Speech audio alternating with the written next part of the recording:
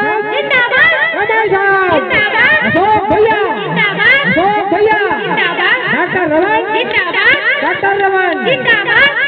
देखो संगवारी हो, हम अपने गांव आए हैं तो एक ही बात बताया बड़ा है कि हमार अशोक भैया दिनांक 20/11/2018 को कमल छाप में बटन दबा के फूल बहुमत से विजयी बनाना है।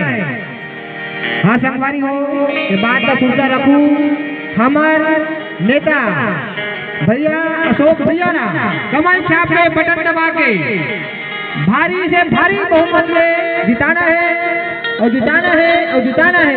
कमल साहब जिंदाबाद, कमल साहब। जिंदाबाद। गजेंद्र भैया कहाँ हैं?